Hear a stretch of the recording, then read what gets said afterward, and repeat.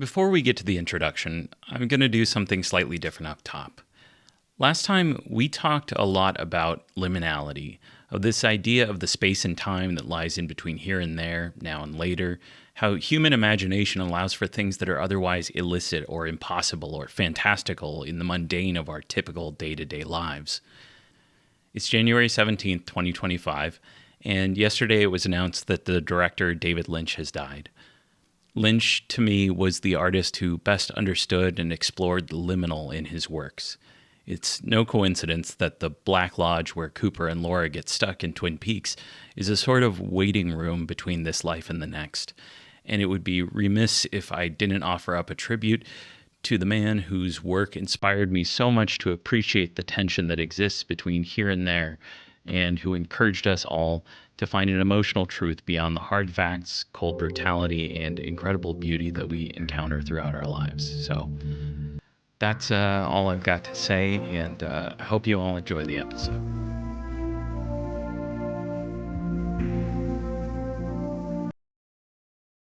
Today, I've brought on Dead Sea Scrolls scholar Kipp Davis to take us through the real and invented history of Iron Age Israel. What do the scrolls feel like? Dude, come on. They don't let you touch them. Oh, come on. But I should probably share a story. They don't let you touch them. Sure. That's not to say I haven't touched them. Yeah. So the first time when I was like a brand new PhD student, I was also working a fellowship with the late great Professor Peter W. Flint, who was not my PhD supervisor, but I was working on a grant that he had. But he took me to Israel along with Eugene Ulrich while they were working on the Isaiah scrolls from Qumran Cave 1. So I literally spent a week inside the vault just working on both 1Q Isaiah A and 1Q Isaiah B. And that was one of the first things that they told us. They're like, don't touch them. But I, when no one was looking, just kind of reached you just out. gotta get a little bit in there. And did the power flow into you? Did you feel anything? From that point on, it was just smooth sailing right through to the end of my PhD. What can I say? For this episode and the several that follow it, I'm using Christian Frevel's History of Ancient Israel and Mario Liverani's Israel's History and the History of Israel as my main sources. After the massive societal collapse near the end of the second millennium BCE, the Bronze Age collapse, we see political entities like Israel and Judah start to emerge, along with new languages like Hebrew that were cemented in accompanying written scripts, and starting from the 9th century onward, a few named characters from the biblical writings are attested in the contemporary written records. Contemporary being the key here. The Dead Sea Scrolls date from between the 3rd century BCE and the 1st century CE, and there is exactly one small inscription from before them that contains anything from the Bible. So while the majority of scholars, including Kipp, agree that many of the sources for the texts come from before the 3rd century BCE, some by quite a bit, it's extremely difficult and very speculative to date the biblical texts with any kind of specificity. But we're going to do just a little speculation here today. So this episode serves as a general history of the entire monarchic period, which wasn't even my idea. Kipp sort of showed up and helped guide the conversation in that direction, and I found it extremely helpful as I was writing this episode afterward. So huge shout out to him, because you kind of need a full overview of this period to make sense of the Bible, especially its historical writings. Our previous episodes have dealt with pre-Israelite history and the interaction between the mythology of neighboring peoples and the Bible, what scholars call comparative mythology. Today, we're instead making sense of the internal narrative of the Bible's historical writings, and so for the first time, we get to mostly discuss the Bible on its own terms. But before we get to the interview, I'm going to start from the end of our story, in media res like a hack screenwriter. Fast forward over half a millennium after the collapse. It's the year 609 BCE. King Josiah of Judah could look back on a life of impressive ambition and accomplishment, despite being only around 38 years old. He took the throne at age 8 or 9 when his father, King Amon, died unexpectedly around the year 640. Kings who start as kids like this are made or broken by their advisors, and so when we talk about Josiah, it's helpful to remember that behind that name are coteries of priests and bureaucrats who steered the young king in their preferred directions. And while it's especially true of young monarchs, it's basically true of all kings. Absolute authority works in a small office, but managing even a relatively small city takes support. There's no Augustus without Marcus Agrippa, and there's no Agrippa without his own commanders and architects and builders.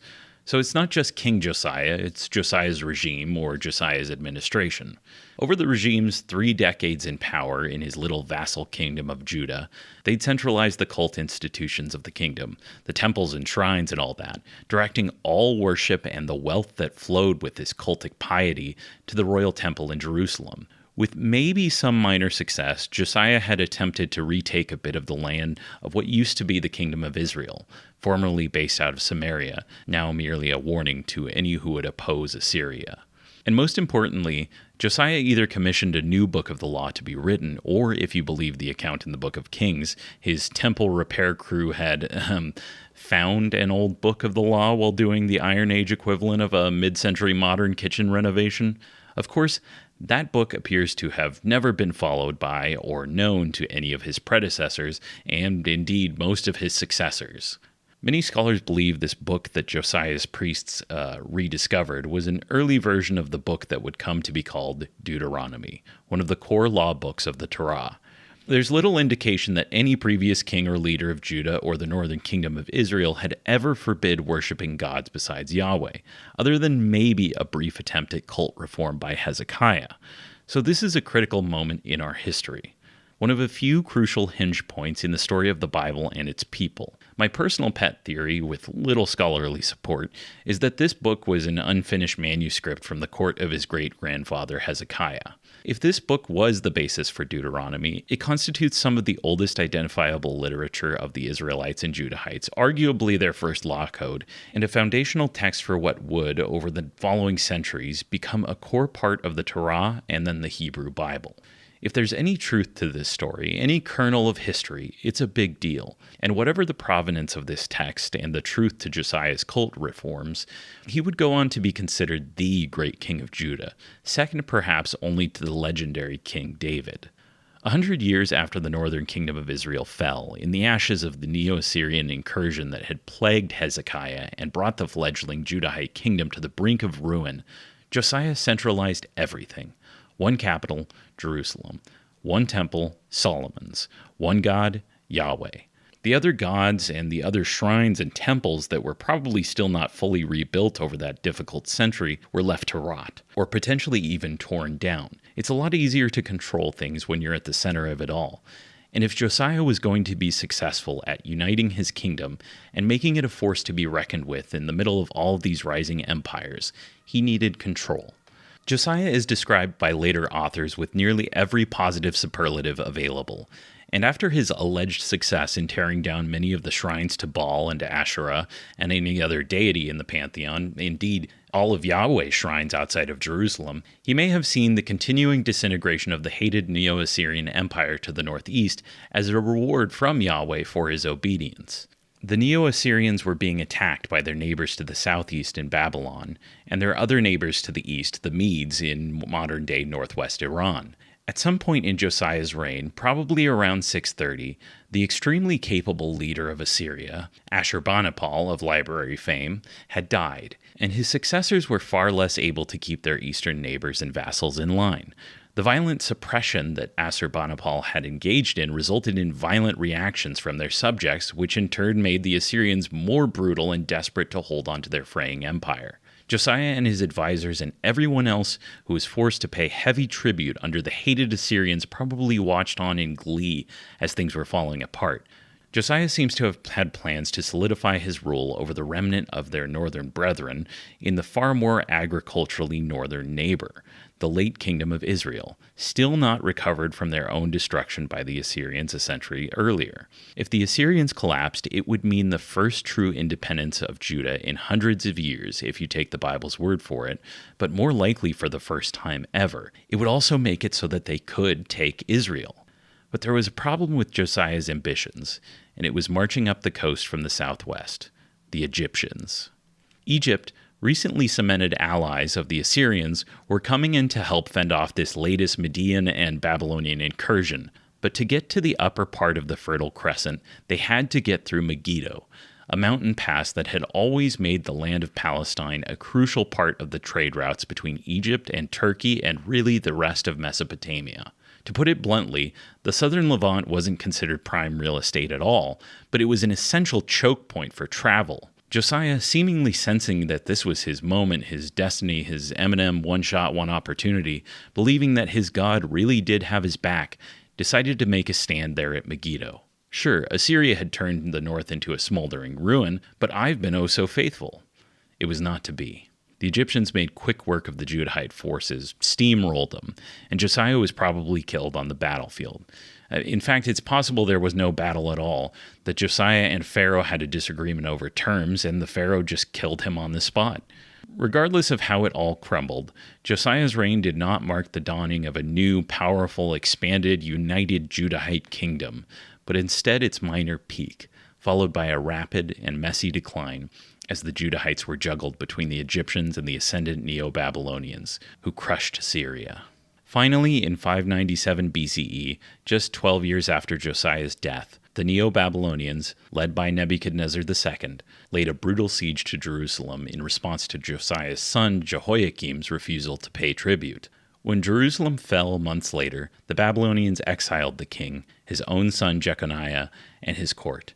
Josiah's other surviving son, Zedekiah, was installed as a puppet ruler, but when he refused to play by Nebuchadnezzar's rules, the patience of the Babylonian king ran out, and their armies deported even more of the ruling elite of Jerusalem and tore the city to shreds, ripping down the temple. Judah, as a political entity, was dead. Josiah, the last king who oversaw a period of stability, would live on in legend, despite his utter failure in the face of overwhelming odds. But how did we get here?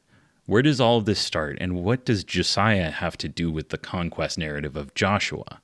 This is where Kipp comes in, and where we rewind to the real and invented history of the founding of Israel.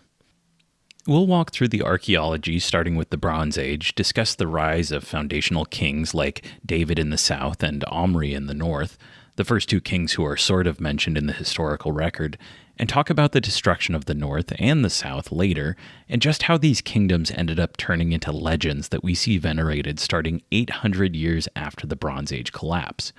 Fear not, in later episodes, I'll walk through this early period in detail as much as I can reconstruct it, and talk about where mythological characters and narratives come from, but we've got to start with a 30,000-foot view. So, without further ado. Now, you and Josh Bowen, another scholar, have been focusing a bit on the conquest of Canaan, found in the book of Joshua. And this, what we would, I think, plainly call an ethnic cleansing campaign, is set in the biblical chronology in the late second millennium BCE. Obviously, biblical chronology is a little bit fraught, since there are multiple ways people can construct that depending on what book you're looking at. But what does archaeology tell us about this book and its tale of a conquest? So, should we get the caveats and the disclaimers out of the way here to Absolutely. start? I am not a specialist in this period, in these texts. I am also not an archaeologist. I am a biblical scholar who's pretty well read on the theory and the history, and I've done a little bit of my own work relative to tangential to elements of my own research program. So all of that out of the way, I Right. tend to think that what I'm presenting to people is a consensus view of scholarship, or at least a broad view of majority scholarship, and I'll qualify that as well to say a majority view of critical Sure, sure. scholarship, right? Right. It sort of feels like we always need to keep adding these caveats because there are certainly well qualified, highly credible scholars in the field who don't necessarily observe the same critical standards and methods and programs. That last part is an extremely diplomatic way of putting it, I would say, because just reading it, you look at in any modern scholarship, these people kind of get demonized a lot of times. Names like Albrecht Alt, like William Dever, like Israel Finkelstein, like these kind of they develop these sort of almost like boogeymen among certain Yeah, crowds. I don't think that we have to worry about being so qualified on this for our side of things. For my podcast, at least, I'm totally fine speaking pretty plainly on it. that's Um, good.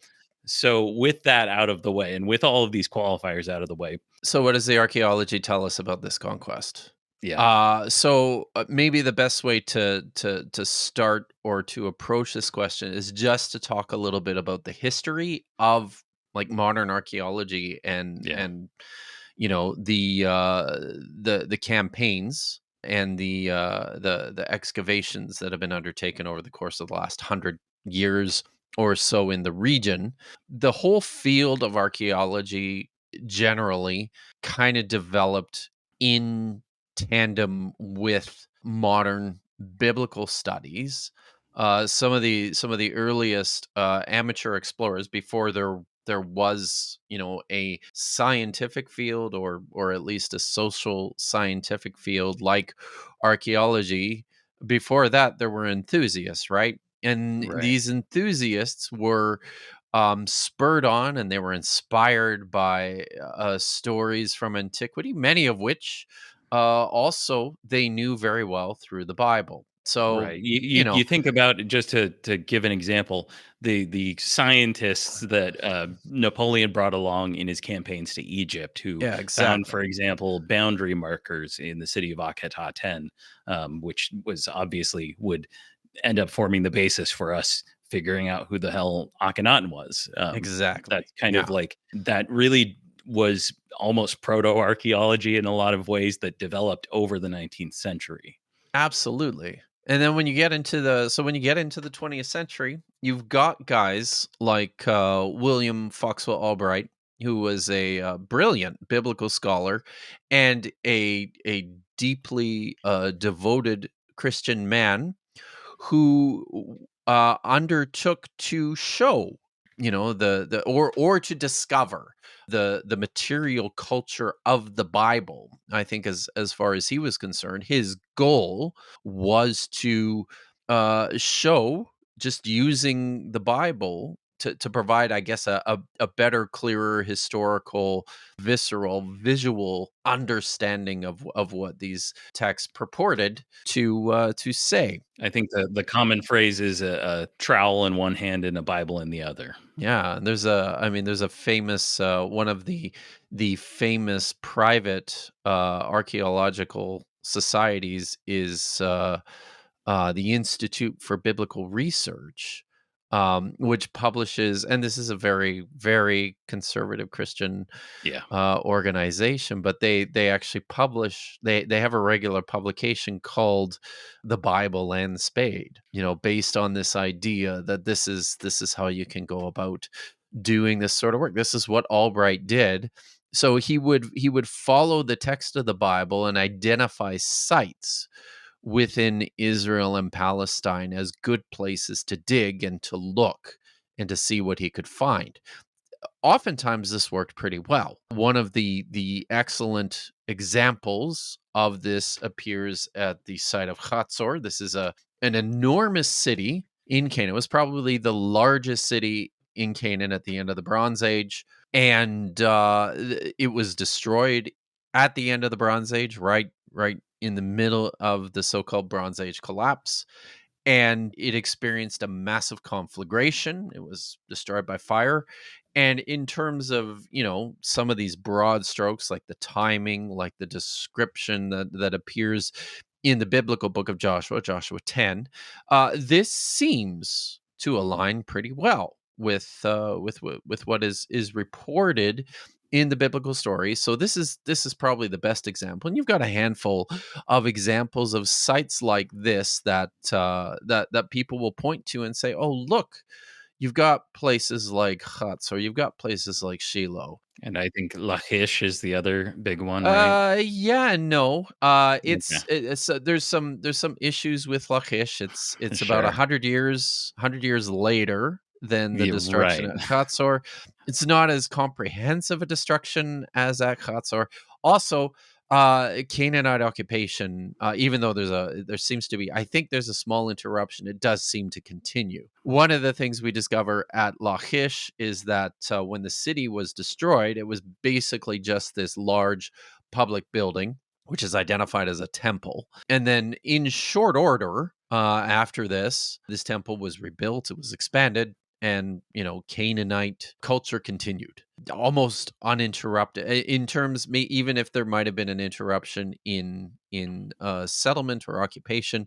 It looks like these people were just carrying on as people had carried on before. So there are some small issues, but the point here, I think, on the outset is that in the 13th century, some like to point to stuff that's taking place in the region, and one of the things that's taking place in the region is this onset of destructions, large scale destructions and abandonment at a number of these Canaanite cities, and suggests that this coincides with an invading horde from the south coming out of Egypt that we could potentially identify as the Israelites. So that tends to be, in broad strokes, the case that is forwarded for something like the conquest of Canaan. You hinted it already with Lachish. Where does that start to break down? Well, I mean, there's a number of problems with this idea.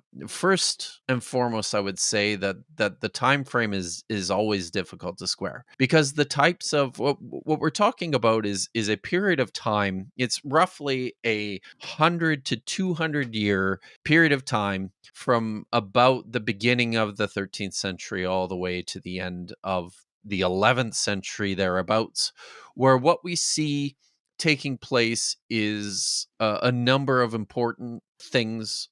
You've got the total disappearance and end of the empire of Hatti. This is the powerful empire to the north, the so-called Hittites living in Anatolia. And then you've also got the destruction of the Mitanni Empire. You've got evidence of a lot of aspects of climate change, which have resulted in droughts.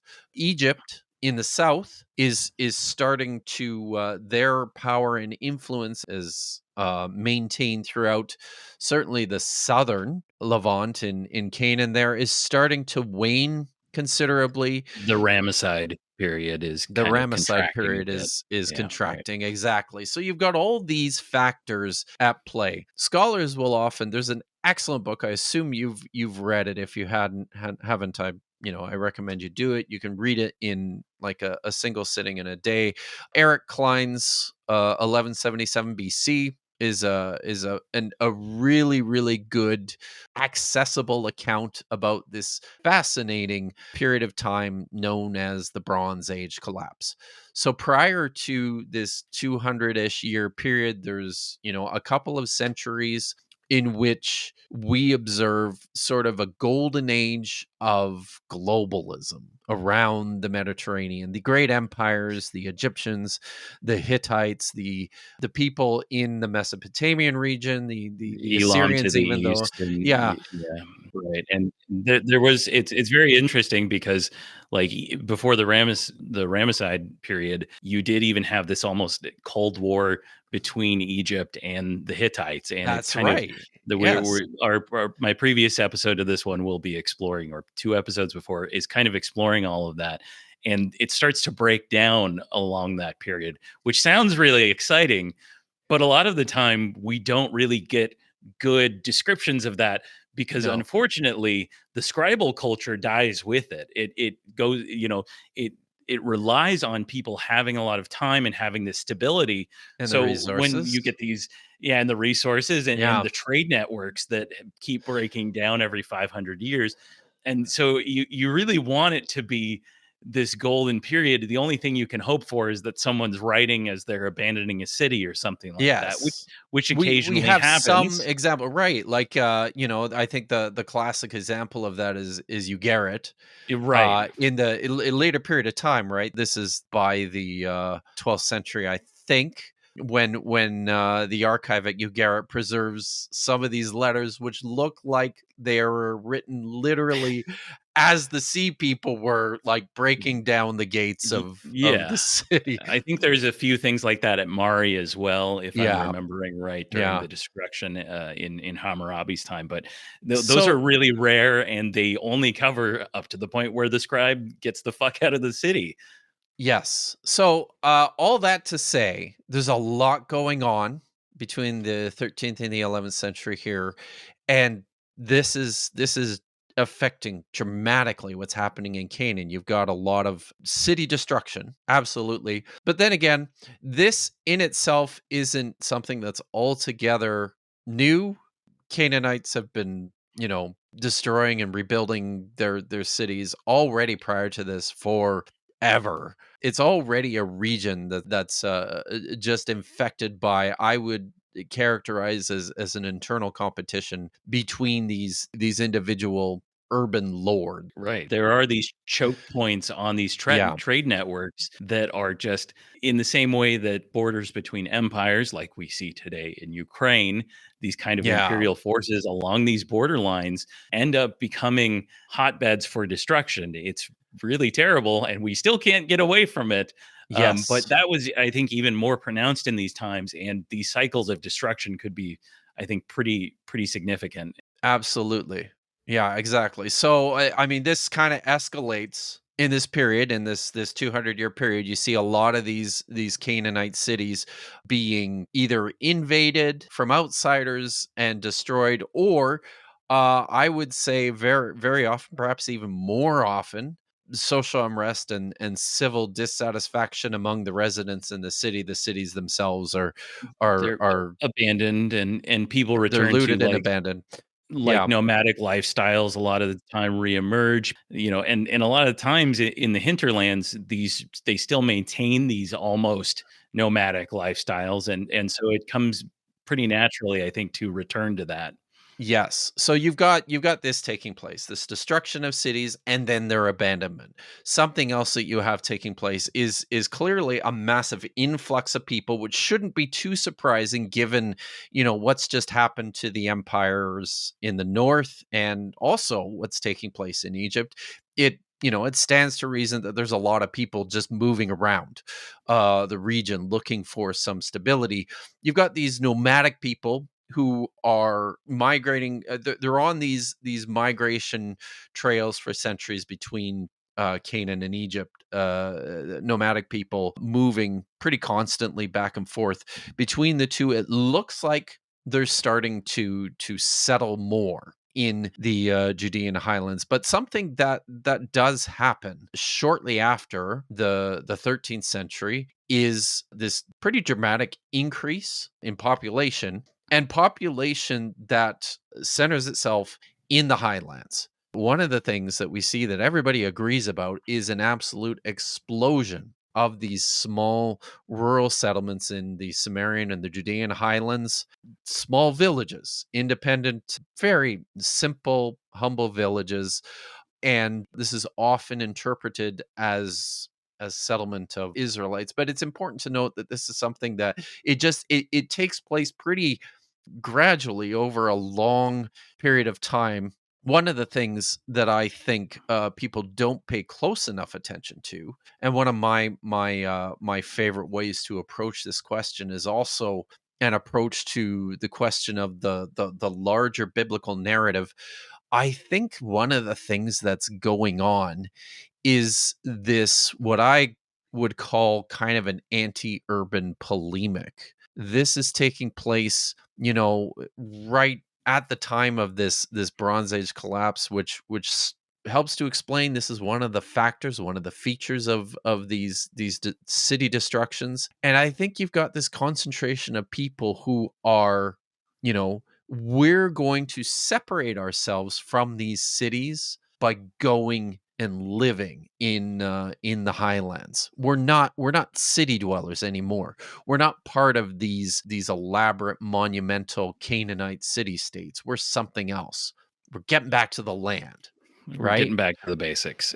Yeah. Yeah. One of the interesting places I think that you might see a correspondence to that is in the in people's diets. One of the features of so-called Israelite culture, and one of the features of parts of the biblical narrative, and then one of the features of these highland settlements is an absence of pork in their diet. Something that I don't think a lot of enough people pay close enough attention to is the fact that for forever, one of the advantages of raising pigs, raising pork in the first place, is that you don't need a lot of space for them. Pigs are an animal that you can raise and keep inside of cities. Right.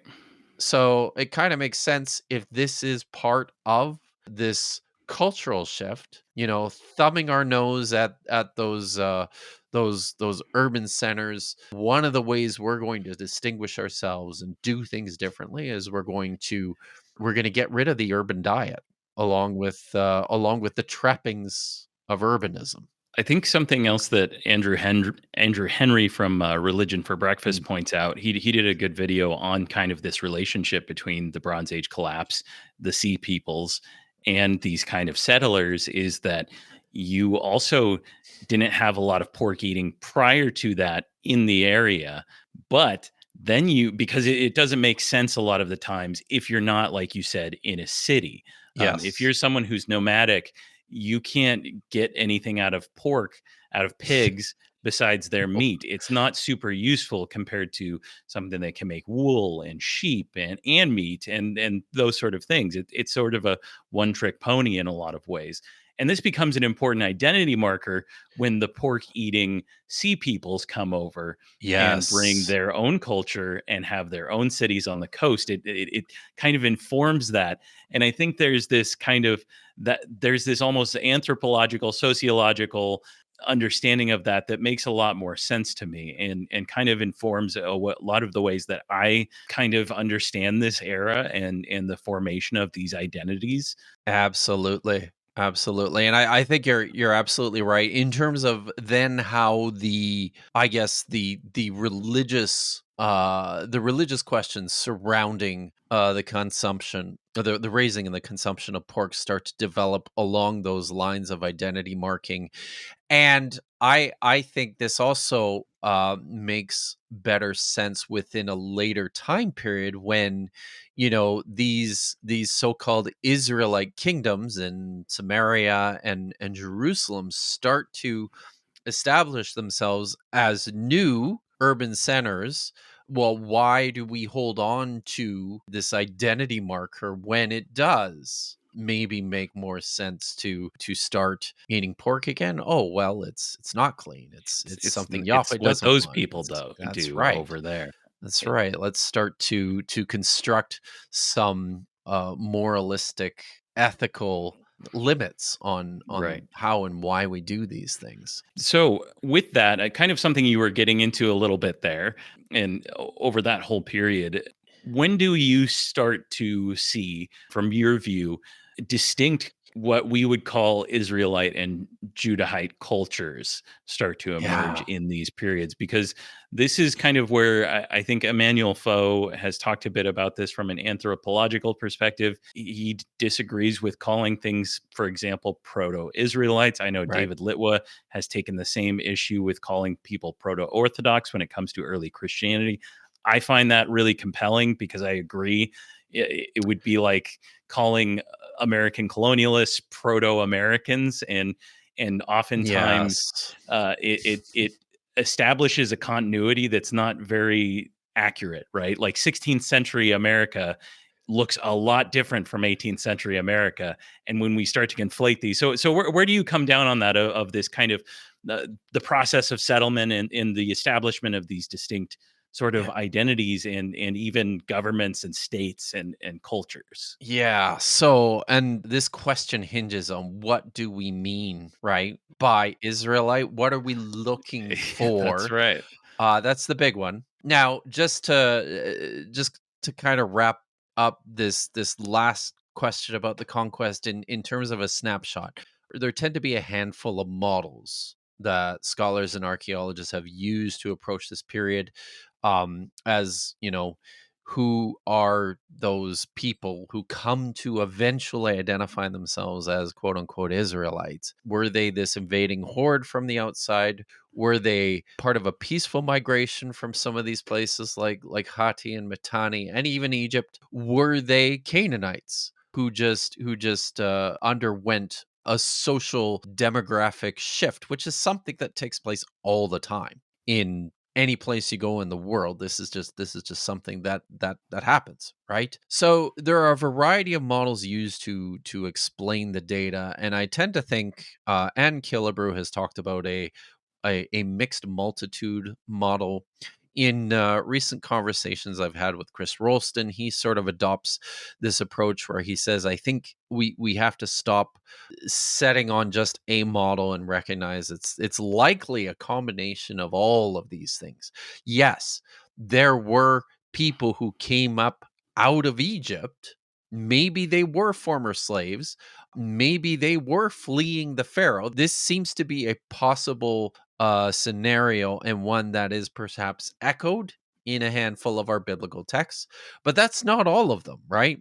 There were also peaceful migrations from other places. And importantly, one of the things that we see is that the Israelite, these first so-called Israelite settlements that scholars like to identify, are still Canaanite settlements. Um, there is an ongoing, not in every aspect, but there is an ongoing aspect of continuity of Canaanite culture And this is material culture, so, like, this things is that the we would material culture. expect to change, things around temples and around, the gods Yes. that are mentioned, the types of idols and small figures and art and things like that. One of the big problems here too is just the sheer lack of epigraphic evidence that doesn't start to appear until you get institutional supports for those, which don't happen until around the ninth century.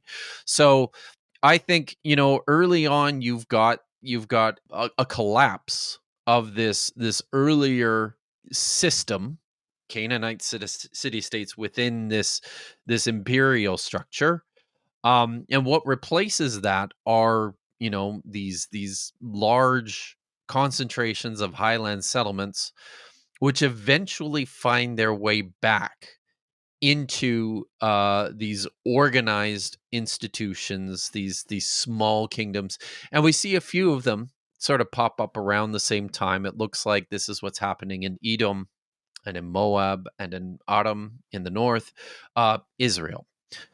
This is where you start to see the first hints of a quote unquote Israelite kingdom. That I tend to, when you talk about Israelite culture, I think properly it needs to start with these traces of an Israelite kingdom, of some sort of institutionalized citizenship, I guess, for lack of a better term, aligns with ethnic identity in some respects, and you don't The see any of this elevation of until, El, and yeah, the focus on El as the god, the founding god of whoever these people whoever were. they were. I guess the question is, how well does that comport to later visions of these people? Right, Do we and do that's we do we that's actually know much about who these people were on their own terms? very little, right? Like the bits and pieces we have from the archaeology, we've got some pretty solid evidence, good strong evidence for this great figure Omri, Right. uh, in the kingdom that he I think he built. gets about 2 sentences in the Bible He gets despite to, him yeah, apparently exactly. being a pretty He's big deal to the Northerners. he's the father of Ahab, who gets a lot more attention, but I think he's probably the closest we have to a founding figure of this northern kingdom. He's known by the Assyrians. Yeah. He's known there's some inscriptional evidence for him in the region itself.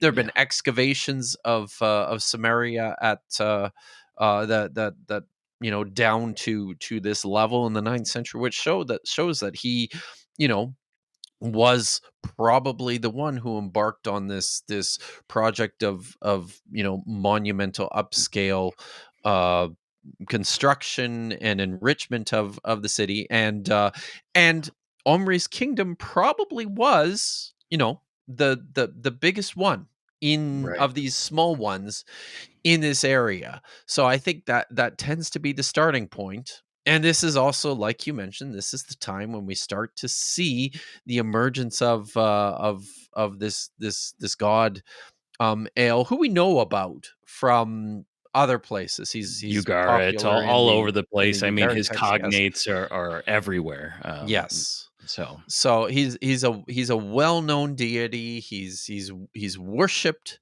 and he's very important to these first institutional leaders in the kingdom of Samaria. They name It appears that the nation is eventually named after El, Israel, strength of El, or wrestling with El, or whatever it means. There's this remnant of religion built into the very name of the place. But it always wasn't always this way, right? Like the earliest texts, which actually speak of this kingdom in the north, oftentimes they just call it the house of Omri, or the land of Omri. This is this was his territory. He was kind of now this is not to say that he was the first quote unquote king.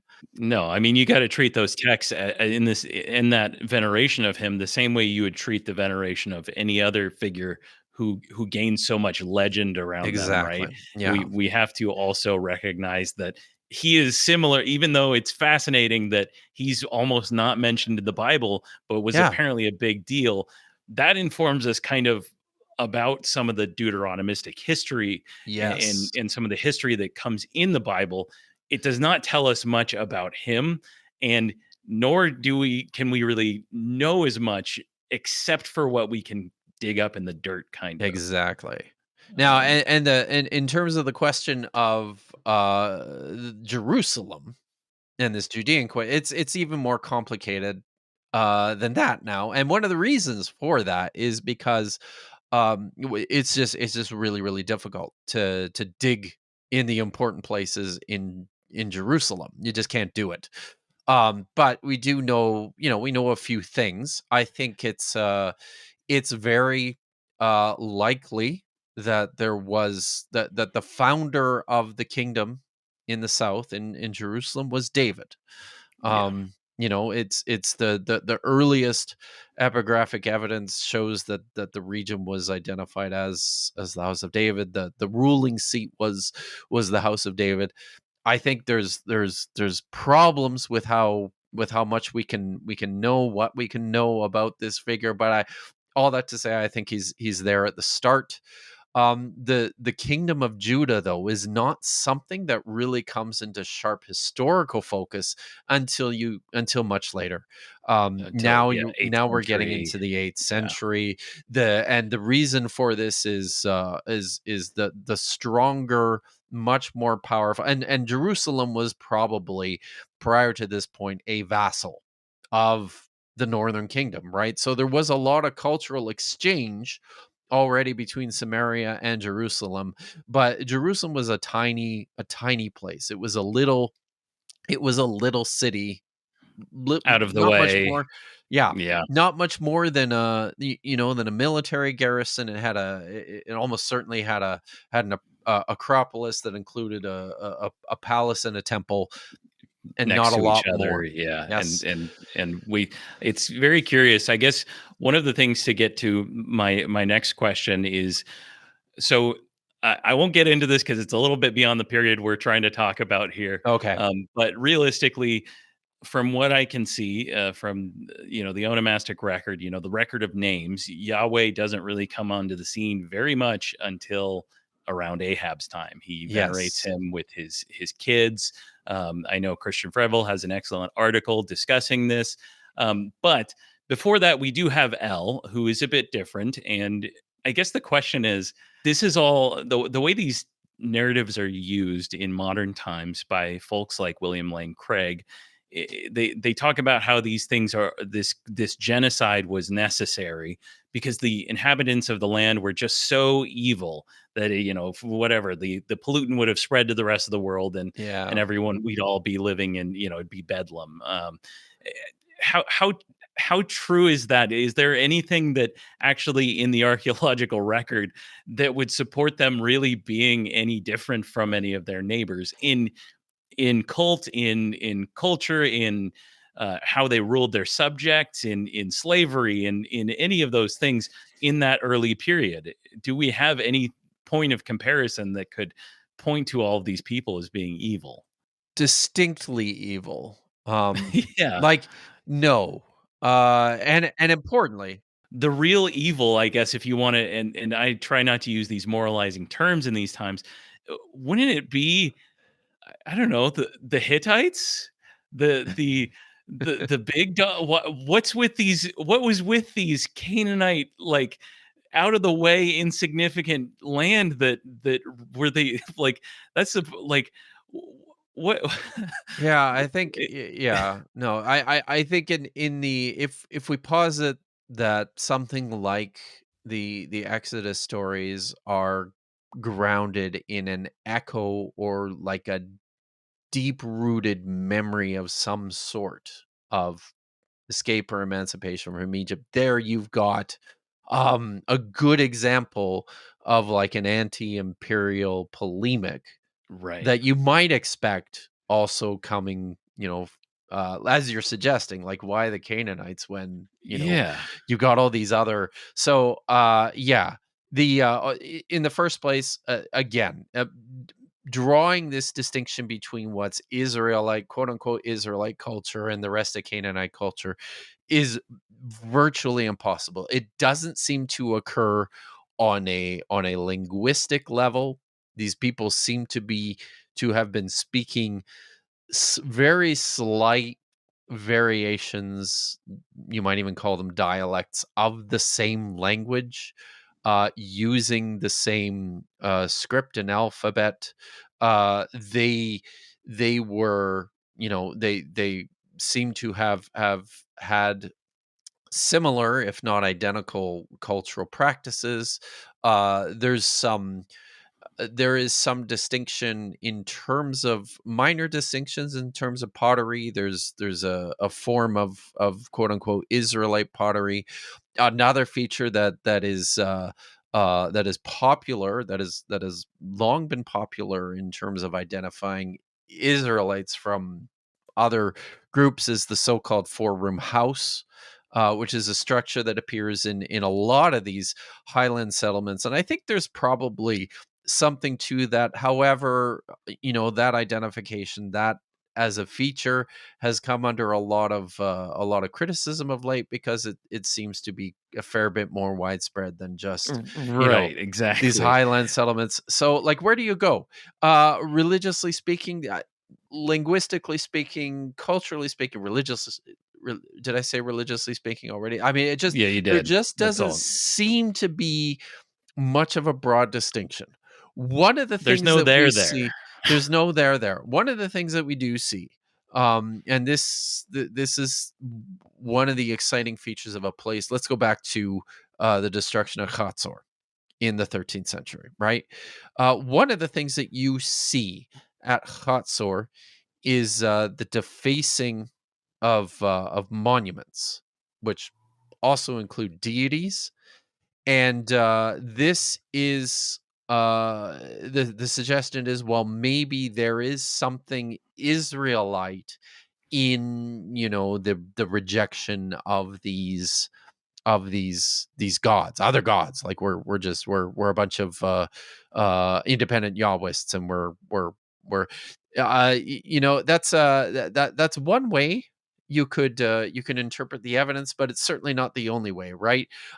This just might be a feature of social upheaval.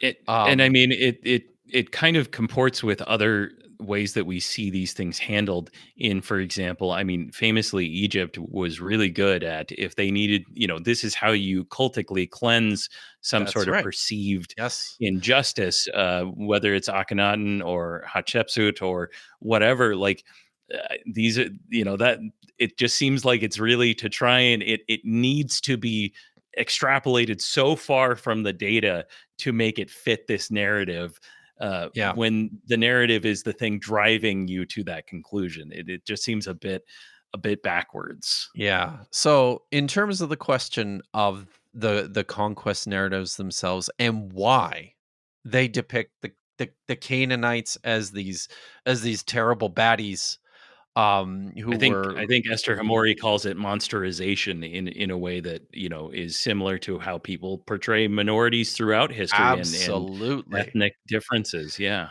And I think there's a cultic component to this question that we can sort of focus our attention on. It seems to, I think it aligns pretty well with what we read about taking place, at the end of the uh 7th century, in and around the time of Josiah, is kind of a pinch point in quote unquote biblical history, in terms of our ideas about the construction of the Hebrew Bible. And I'm just gonna sketch in some pretty broad outlines the way I see this right. period. So I talked already a little bit about some of the problems of identifying a kingdom of Judah, until you get to the 8th century. What happens in the 8th century is that the Assyrians come in and they basically obliterate the northern kingdom. They bring an end to the kingdom of Samaria. The city is sacked and destroyed sometime around 722 BCE. The king in Jerusalem to the south, 30, 40 years before this, his name is Ahaz. He sees the writing on the wall. He sees, Assyrian incursion happening. The northern kingdom is, and as well as the two northern kingdoms, there's one in Samaria, there's another one in Damascus. They're both pretty desperate because they also see that Assyria is coming, and that they're not big enough and they're not strong enough to stand up on their own. So they want to form this coalition, or they're like, come on, Ahaz, come and join us. Help us to fight against the Assyrians. And I think Ahaz probably wisely said, yeah, that looks like a bad idea. Yeah, So he ended up appealing to Assyria and said, "Hey, I I really don't want anything to do with these guys, and they're probably upset at handed them a, me a bunch of now." cash to help Yes, grease the skids there too. that's right. Yeah, So, the southern kingdom in Jerusalem effectively becomes an Assyrian vassal. Long story short, the Assyrians come in and they wipe out Samaria and Damascus, and they shift, as is their policy. They shift a whole bunch of people around the empire in an effort to ensure that they maintain some sort of secure hold on the region. Um, and now Jerusalem is a vassal of Assyria. Ahaz dies around the same time. One of his sons, Hezekiah, becomes the next king in Jerusalem. At around this time, in this vacuum, this economic zone, which has always been there and kind of dominated by Samaria and Damascus, is suddenly now sort of open, and Jerusalem starts to fill that void. There's a massive migration of people out of this region as well, prior to the actual invasion of siege and conquest of Samaria. A massive influx of people moving south into Jerusalem. The city of Jerusalem I've seen it suggested. I think this is Israel Finkelstein's number. I think he says that the population grows by a factor of 10 in Yeah. like about a 20-25 year period, right around the time of Hezekiah. So things look good, right? I think around this same time, you've got people like this prophet we read about, Isaiah, who sort of promotes this idea of Jerusalem as this thriving center, which is growing and getting stronger and more wealthy. They have a temple at some point, I think at this probably. point that they actually make a lot of the renovations probably. Again, Yes, really hard to know because you we just can't dig can't. there, No, which you is can't dig there. makes But this sense. is yeah. But This is really the emergence of Jerusalem as a power broker in the area. I think this sort of coincides with a um what's the word I'm looking for? A sort of a promotion of this deity that they adopted from the Sumerians, this Yahweh deity. And I think um there's a correspondence between what's going on with this cult of Yahweh that's now starting to become more prominent in this Jerusalem temple, and the ways in which these Judean kings institute their own foreign policy. So Ahaz was an accommodator. He's like, yes, for my own protection and enrichment, I need to play nice with those who are bigger and stronger than me, with the Assyrians. I think Hezekiah, probably pretty unwisely and likely listening to bad advice from somebody like Hezekiah, who's going, Yahweh's going to look after oh, you. you mean Isaiah? Or sorry, Isaiah. Thank you. Yeah, yeah. He's You're probably good. getting some bad advice from a member of his court like Isaiah, who's saying, Yahweh's going to look after you. Don't worry about the Assyrians. We can look after ourselves. We don't need them. He's an Yeah, isolationist. Sennacherib's victories have all been, Mickey Mouse. They're totally fake. Yes, He's padding his numbers. exactly. He doesn't have Exactly. the those dogs won't hunt. Yeah, So Hezekiah starts to listen to this advice, and then he starts to what we see in the archaeological record is he starts to really ramp up the fortifications of the city. Looks like the tunnel providing water into the city from the Gihon Spring, is constructed around this time. And then of course, with all the saber rattling that Hezekiah is doing at this time, he gets the attention of the Assyrians. They come down and they extract an enormous tribute. Like they seem to have stripped the temples it's bare and pretty much crippling, right. and Yeah, it's devastating. And this I think basically kind of this puts Hezekiah in his place. This is sort of the first result of this bit of a Yahweh alone, what I identify as Yahweh aloneism, this kind of us against the world sort of foreign policy. And I think Hezekiah's son Manasseh is someone who goes, well, that fucking didn't work. yeah. That So was we're that was a paying for bad that idea. through the nose. So let's go back to grandpa's policy of playing nice, Right. right? Let's And it worked for him it too. Yes, it does. It really did. I mean, I don't know if he actually killed some kids. Not my business. Maybe, Right. but it certainly seems that there's a political angle to his later disparagement. And I guess Absolutely. to kind of focus in on this, is this where you think? Now I know that it's really fraught to basically Yeah. say, well, this text, this conquest narrative, it's relevant to these people. Form criticism. It's relevant to Yeah. the 8th century Judean folks or Judahite folks who see all of these Assyrians have settled all these people in the northern kingdom, and they're saying, "Hey, that's part of our people." And then you could Yep. say the same thing after the exile and say, hey, there's all these people living here, but they worship Yahweh different from us.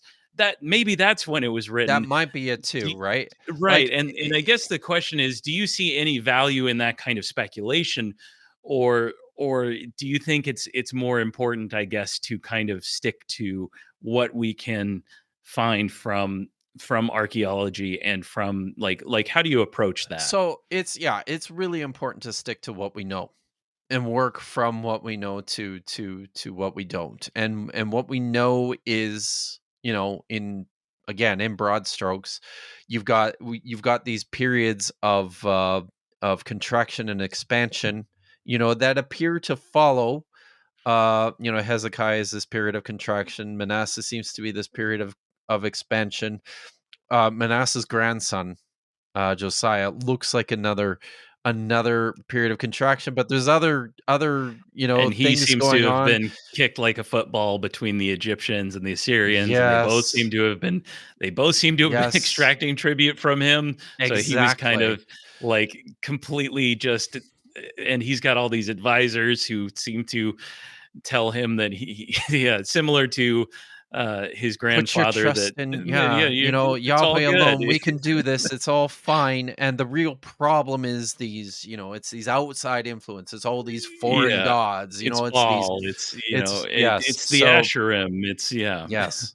So I think there's we have no evidence, like archaeological evidence for really what's going on in Josiah's period, apart from these broad strokes. But I tend to think there's probably some good historical value to the deep concerns that appear to be emerging at this time with regards to, who Yahweh is, what he wants, and to, the laws and the focus of the sacrifices and where you worship and how you worship and these sorts of questions. So all that to say, I think there's a religious reformation of some sort that likely happened at this point in time. And I think this is probably, to my way of thinking, even though there's other places where you can set something like the conquest narratives, I think this is certainly the earliest that you can situate it. And I think it makes good sense. It's not just a little on the nose that the hero of the conquest narrative's name is basically Josiah. Like, The it's same the name. same name in Hebrew. It's When you look at it, it's virtually identical. There's some very minor difference in terms of pronunciation, right. and of course, all that vocalization comes a lot later. But Yeah, and most of the Hebrew that we're dealing with is much later, and yeah. No, I yes, totally and I I get that. Yeah. this is the you're right. This is the situation he's dealing with. The story of the conquest is kind of like this fantasized version of Yahweh coming in and laying waste to his enemies. This is, on another level, kind of what Josiah wants to do. There's these deep memories of the at this point the destroyed northern kingdom. There's a strong Assyrian presence there. These are recast into these ancient people, the Canaanites, and they all get names that probably mean a lot to the Right. people living in the 7th century, which don't mean much to us And some of them today. are, some of them were historically, these people And did have some sort of understanding of recent history, and names oh like the yeah. Hittites do show up, and obviously they're very legendary figures. I think there was someone's proposed that they may have accidentally or intentionally stuck something that seems like Hammurabi, but it's like 300 years after Hammurabi exists. Oh Like yeah. it's Sure. it's very ideological. It's very these things kind of used to explain it, and that's the part that I find so fascinating, especially in the context of discussing Josiah, Yes. because realistically, if he was this big reformer, and this is where a lot of this stuff comes from, it really didn't take at all, Not at all. beyond a very small group, because we don't see anything resembling like discussions of especially from folks like Adler and a lot of other folks. None of this stuff ends up becoming relevant as a text until the second century BCE, you know, Absolutely. 400 years after he existed. So whoever these small group of people passing these stories down, developing them, there is this kind of everyone else is an outsider to us that I think helps which is why you could place it at Yes. any point within this, Yeah. because whoever these group of like not that Yahwist isn't even specific enough, because I'm sure that lots of these people outside of them were Yahwistic, but Yahweh only worshipers, or even if they weren't even Yahweh only worshipers at the start, you could call them Yahweh fundamentalists of some kind. They That probably works, yeah. they must have been pretty tiny. They don't show up at Elephantine. They don't show up at like Yes. we don't see any evidence of them for 400 years, Yep. which is pretty wild. And there is this kind of like wishful thinking of, if we had it our way, we would genocide the fuck out Well, of all of you. yeah.